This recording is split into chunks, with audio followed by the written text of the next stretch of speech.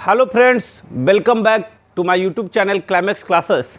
आज का जो वीडियो है वो मॉडर्न हिस्ट्री का वीडियो लेके आया हूँ और इस वीडियो में मैं जो उदारवादी चरण, कांग्रेस का जो उदारवादी चरण था और उस चरण के जो दौरान लगभग 1885 से लेके 1905 के बीच जो बहुत सारे ऐसे घटनाएं घटी थी, तो उस घटनाएं से जो क्वेश्चन बनते हैं उसे मैं लेके आया हूं और इससे रिलेटेड आप जो क्वेश्चन आएंगे उसे आप सॉल्व करेंगे।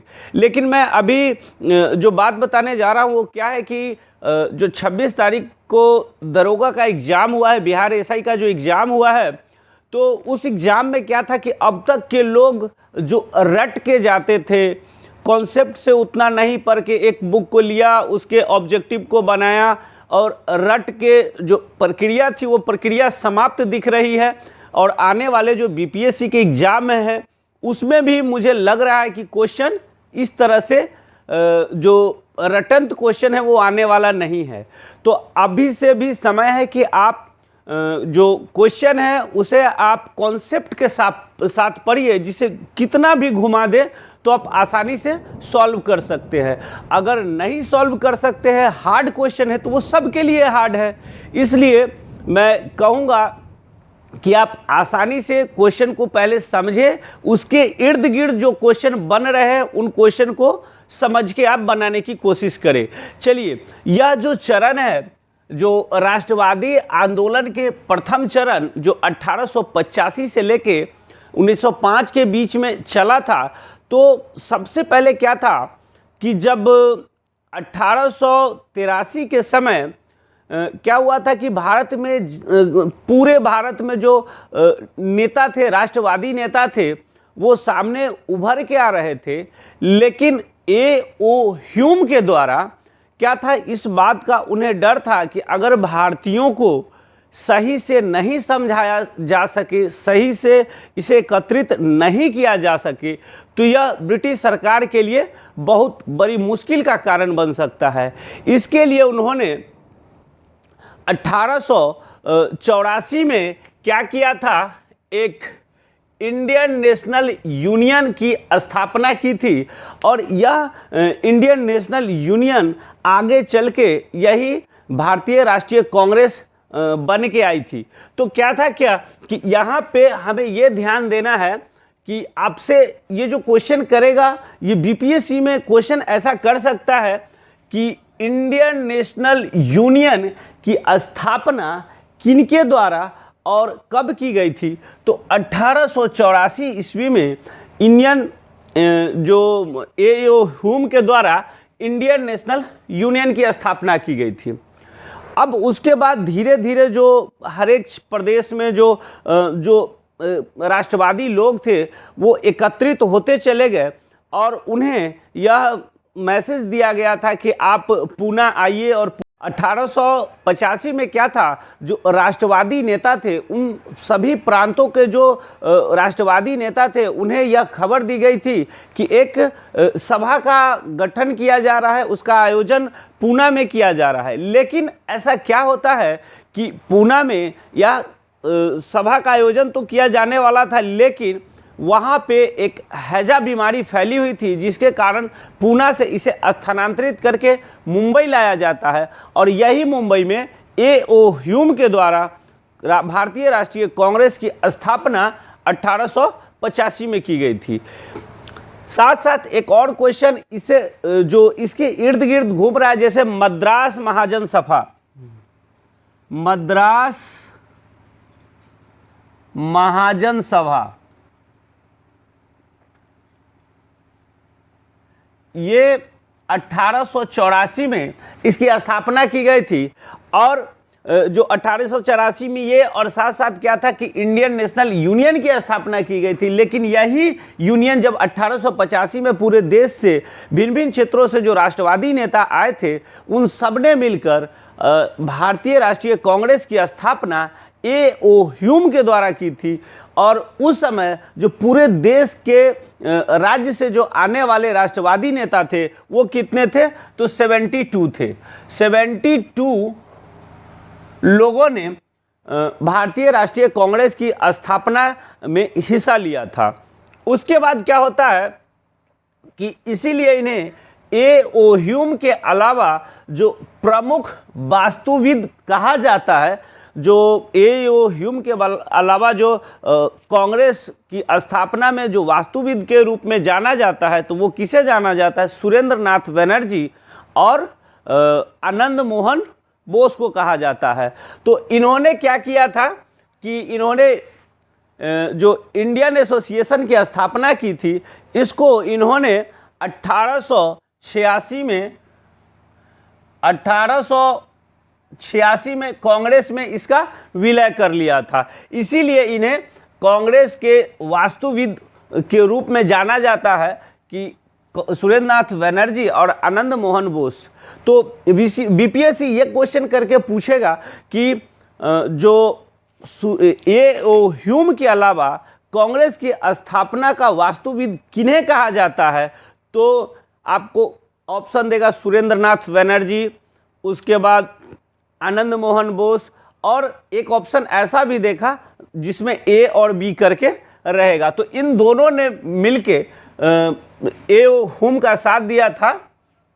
उसके बाद क्या होता है कि उदारवादी प्रमुख नेता, अब जो उदारवादी नेता थे इनका काम क्या था? तो उस समय जो उदारवादी नेता थे वह चाहते थे कि जो ब्रिटिश सरकार है, ब्रिटिश सरकार के संवैधानिक के अनुसार रह के भारत का विकास किया जाए। और उसमें जो प्रमुख नेता थे तो कौन कौन थे? सुरेंद्र नाथ बनर्जी, आनंद मोहन, उसके बाद गोपाल कृष्ण गोखले इत्यादि बहुत सारे लोग थे। राष्ट्रवादी जो गतिविधियां थी, कांग्रेस के जो प्रमुख नेता थे, इनका कहना था कि पूरे भारत में इस जो पार्टी की स्थापना हुई है, इस पार्टी के साथ साथ अनुसार प्रांतीय सभा और समाचार सभा और साहित्य के माध्यम से पूरे देश में राष्ट्रवादी का प्रचार किया जाए। यानी उस समय 1885 के बाद का जो समय था, तो पूरे देश में जो राष्ट्रवादी जो विचार को जागृत किया जा रहा था, उसमें कांग्रेस पार्टी के साथ साथ कौन कौन, जो प्रांतीय सभा थी वो, उसके बाद जो न्यूज़पेपर थे वो, और जो साहित्य के क्षेत्र के जो लिटरेचर थे, उन्होंने अपने बुक के माध्यम से पूरे भारत में राष्ट्रवादी का प्रचार किया था। साथ साथ कहा क्या जाता है, एक क्वेश्चन, ये इम्पॉर्टेंट क्वेश्चन है, सेफ्टी वॉल्व की अवधारणा। अब देखिए इसमें क्या है कि बहुत सारे जो इतिहासकार हैं वो इसे, कांग्रेस की जो स्थापना हुई थी, इसे सेफ्टी वॉल्व नहीं मानते हैं, लेकिन कहा जाता है कि कांग्रेस पार्टी की स्थापना ब्रिटिश सरकार एक सेफ्टी वॉल्व की तरह काम किया था। तो ये किसने कहा था? तो सेफ्टी वॉल्व की अवधारणा लाला लाजपत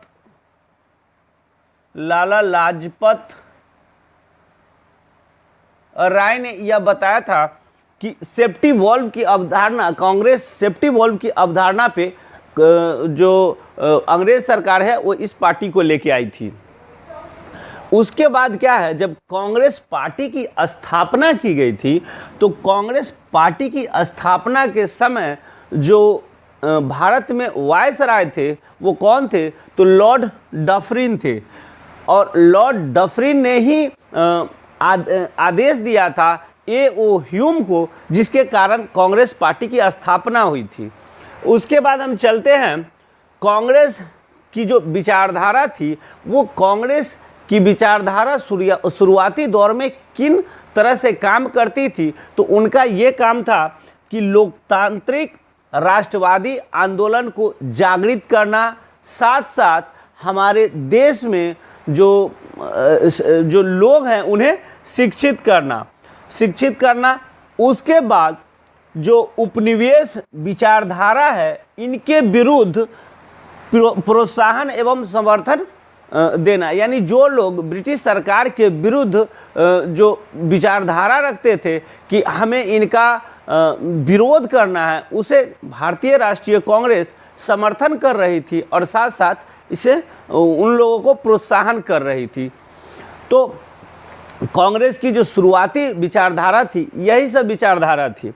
उसके बाद क्या था कि उदारवादी नेता जो थे वह कानून के दायरे में रह के अहिंसक एवं संवैधानिक प्रदर्शन के अनुसार अपने देश में अंग्रेजों के विरुद्ध प्रदर्शन कर रहे थे।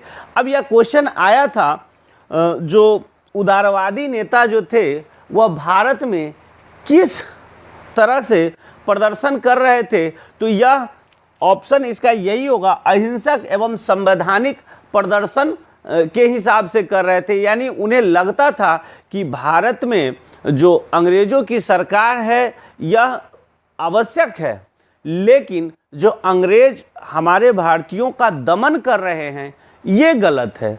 यानी उन्हें लगता था कि भारतीय समाज को सभ्य बनाने के लिए, शिक्षित बनाने के लिए अंग्रेजों सरकार की ज़रूरत है।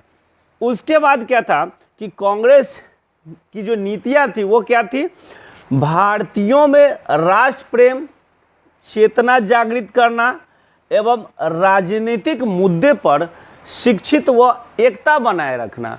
यानी जो कांग्रेस जो ब्रिटिश सरकार के विरुद्ध जो नीतियां पूरे देश में चला रही थी, राष्ट्रव्यापी चला रही थी, उस नीतियां में मुख्य रूप से दो बात ध्यान में रखी गई थी। एक पहला क्या था कि भारतीयों में राष्ट्र प्रेम को जागृत करना, साथ साथ चेतना को भी जागृत करना एवं राजनीतिक मुद्दे पर जो लोग हैं उन्हें शिक्षित करना और एकता बना के रखना। दूसरा मुद्दा क्या था उनका कि ब्रिटिश जनमत व सरकार को भारतीयों के पक्ष में करना और साथ साथ उनके द्वारा विकास कराना। यानी वो चाहते थे कि जो ब्रिटिश सरकार है या जो ब्रिटिश लोग हैं वो भारतीय के पक्ष में आए और साथ साथ ब्रिटिश सरकार द्वारा भारतीयों का विकास किया जाए। तो पहला जो इनका मुद्दा था उस पर ये काम कर पा रहे थे सफल से, लेकिन जो दूसरा मुद्दा था इस पे ये बार बार फिसल जा रहे थे। मतलब इनका जो ब्रिटिश सरकार और जो ब्रिटिश के लोग हैं उन्हें अपनी ओर आकर्षित करने में यह असफल हो जा रहे थे। तो इन्होंने क्या किया था, इन्होंने एक ऐसा काम किया था कि राष्ट्रवादियों ने 1889 में लंदन में भारतीय राष्ट्रीय कांग्रेस की ब्रिटिश कमेटी इंडिया की स्थापना की थी। अब देखिए, सरकार तो भारत में अंग्रेजों के साथ थी, ये जो कांग्रेस पार्टी थी वो भारत में ब्रिटिश सरकार के साथ रह के और सोच रही थी कि हमारे देश में विकास किया जा सके। लेकिन इन्होंने एक और चाल चली और इन्होंने क्या किया कि राष्ट्रवादियों ने 1889 में लंदन में भारतीय राष्ट्रीय कांग्रेस की ब्रिटिश कमेटी इंडिया की स्थापना की। अब इनका ऐसा करने का फ़ायदा क्या था कि अब ये चाहते थे जो ब्रिटिश के नागरिक हैं, जो ब्रिटिश के जो अधिकारी हैं, जो ब्रिटेन में रह रहे हैं, उनको भी भारतीयों की समस्या से अवगत कराना, भारतीयों की परेशानियों का भारतीयों की परेशानियों से अवगत कराने के साथ साथ वहाँ पे अपना जन समर्थन प्राप्त करना था। अब इसमें माहिर कौन थे, तो दादा भाई नौरोजी ब्रिटेन में बहुत समय बिताए थे और उन्होंने क्या किया था कि इसकी स्थापना में ब्रिटिश कमेटी इंडिया जो राष्ट्रवादियों के द्वारा 1889 में लंदन में स्थापित किया गया था, इसमें दादा भाई नौरोजी की बहुत बड़ी भूमिका थी। अब दादा भाई नौरोजी ब्रिटेन में क्या कर रहे थे कि भारतीयों के प्रति ब्रिटेन के लोगों को अवगत करा रहे थे कि भारत में भारतीयों की दशा बहुत बुरी है और अंग्रेज इन पे जो है वो जुल्म कर रहे हैं, और वहाँ पे एक जनमत संग्रह कराने के लिए और साथ साथ उसमें जन समर्थन प्राप्त करने के लिए वो कार्य कर रहे थे। साथ साथ उन्होंने क्या किया था, दादा भाई नौरोजी ने एक सफल आयोजन करने के लिए कि जो हमारा कांग्रेस का अधिवेशन प्रत्येक वर्ष आयोजित किया जाता था, तो कांग्रेस का अधिवेशन 1892 में लंदन में आयोजित करने के लिए एक प्रस्ताव रखा था और पूरी तैयारी भी कर ली गई थी कि 1892 में जो अधिवेशन होने वाला है वो लंदन में अधिवेशन आयोजित किया जाएगा। लेकिन इस अधिवेशन को अंतोगत्वा स्थगित करना पड़ा, क्योंकि वहाँ पे जो लंदन में आम चुनाव चल रहे थे, जिसके कारण यह अधिवेशन को लंदन में रोक देना पड़ा।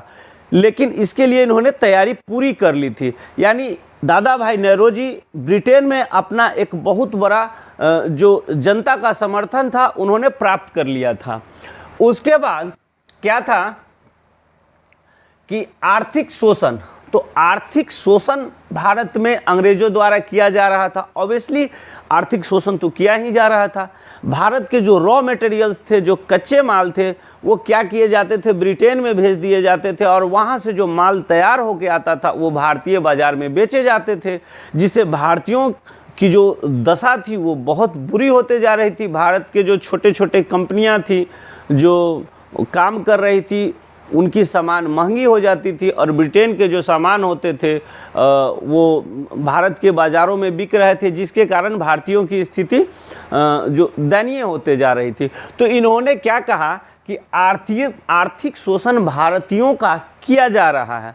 इसके लिए इन्होंने, उदारवादियों ने निकास सिद्धांत को प्रतिपादित किया था। अब देखिए यहाँ पे आपसे क्वेश्चन पूछा जाएगा कि उदारवादियों ने आर्थिक शोषण के कारण कौन से सिद्धांत को प्रतिपादित किया था, तो निकास सिद्धांत को प्रतिपादित किया था। उसके बाद धीरे धीरे जो समय बीतते जाता है, भारत में जो भारत के जो परिषद होते हैं उसमें भारतीयों की संख्या कम होती है। जो कांग्रेस के लोग होते हैं, जो राष्ट्रवादी लोग होते हैं, वो कहते हैं कि जो भारतीय परिषद में जो भारत के लोग सदस्य हैं उनकी संख्या बहुत कम है, जिसके कारण हम अपनी आवाज़ सही मायने में नहीं उठा पाते हैं। इसके लिए कांग्रेस के दबाव के कारण कांग्रेस भारत में लोकप्रिय पार्टी बनती जा रही थी, जिसके कारण जो उस समय के जो गवर्नर जनरल या वायसराय थे, इन्होंने कांग्रेस के दबाव में आकर क्या किया था, भारत परिषद अधिनियम 1892 को लॉर्ड डफरिन ने पारित किया था और साथ साथ जो भारत परिषद में जो सदस्य थे उनकी संख्या को बढ़ा दिया था। एक तरह से जो नेता थे बंकिम चंद्र चटर्जी, इन्होंने इन्हीं दौरान कहा था कि कांग्रेस के लोग जो हैं वो पद के भूखे हैं। और उस समय यह भी कहा जाता था कि जो भारत परिषद में जो लोग हैं उसमें जो अंग्रेज के मुखबरी हैं, यानी मुखबिर के तौर पे कहिए, यानी अंग्रेज के जो सपोर्टर हैं वही इस सदस्य में है, जिसके कारण भारतीय लोग हैं वो अपना सही मायने में आवाज़ नहीं उठा पा रहे हैं। तो यही भारत परिषद अधिनियम 1892 में इसे लॉर्ड डफरिन ने विवश होकर पारित किया था। उसके बाद यह जो बात ये स्लोगन के तौर पे कही गई है, हम कोई भीख नहीं मांगते, हमें केवल न्याय चाहिए। यानी इन्होंने अंग्रेज़ों के खिलाफ अपनी आवाज़ को बुलंद करते हुए कहा था कि हम कोई भीख नहीं मांगते, हमें केवल न्याय चाहिए। इन्होंने क्यों कहा था, तो ये कहा था दादा भाई नेहरूजी ने। और इन्होंने क्यों कहा था, तो इन्होंने इसलिए कहा था कि उस समय बहुत सारे ऐसे देश थे, जैसे ऑस्ट्रेलिया था, आयरलैंड था, कनाडा था, तो इन देशों में अंग्रेज का तो प्रभुत्व था, परंतु यहाँ पे स्वशासन की नीति अपनाई जाती थी। तो दादा भाई नेहरूजी का कहना था कि भारत में भी स्वशासन की नीति होनी चाहिए, जो कनाडा में है, जो ऑस्ट्रेलिया में है, जो आयरलैंड में है, इस तरह से। इसीलिए इन्होंने यह बात कही थी कि हम कोई भीख नहीं मांगते, हमें केवल न्याय चाहिए। ये किसने कहा था, तो ये दादा भाई नेहरूजी ने कहा था। उसके बाद यह भी बहुत इम्पोर्टेंट है, कांग्रेस अपने पतन की ओर लड़खड़ाती जा रही है तथा उसकी इच्छा है कि वह कांग्रेस की शांतिमय मृत्यु में सहायता दे सके। यह किसने कहा था, तो यह कहा था लॉर्ड कर्जन ने 1900 ईस्वी में ये बात कही थी। अब देखिए ये सब क्वेश्चन डालने का मेरा मतलब क्या है कि मैं देखता हूँ कि बीपीएससी में 2-4 ऐसे क्वेश्चन आते हैं जिसे बनाना बड़ा कठिन होता है। तो आप इस तरह के भी प्रश्नों का अभ्यास करें और मैं कोशिश कर रहा हूं कि मैं वैसे प्रश्न को लेके आऊँगा जो आम जो बुक है, जैसे जो नॉर्मली ऑब्जेक्टिव के बुक में होता है उसमें ये क्वेश्चन नहीं मिलते हैं, और आप नॉलेज बढ़ाने के लिए एक सिलसिलेवार ढंग से इसे पढ़ें, आपके लिए बहुत मददगार साबित होगा। जो बिहार एसआई का जो मेंस होने वाला है उसमें भी साथ साथ बीपीएससी का सीडीपीओ और बीपीएससी का जो प्री का एग्ज़ाम 67वीं का होने वाला है। तो ये था राष्ट्रवादी आंदोलन के प्रथम चरण, यानी इसे उदारवादी चरण के भी नाम से जानते हैं। और 1885 से लेकर 1905 के बीच जो महत्वपूर्ण घटना हुई थी उसे मैं ऑब्जेक्टिव के तौर पे लाने के लिए मैंने कोशिश किया, और इसे आप इस बीच के कार्यकाल में जो भी क्वेश्चन बनते हैं उसे आप सॉल्व करने की कोशिश कीजिए। हमारा यह प्रयास आपके लिए जारी है। धन्यवाद।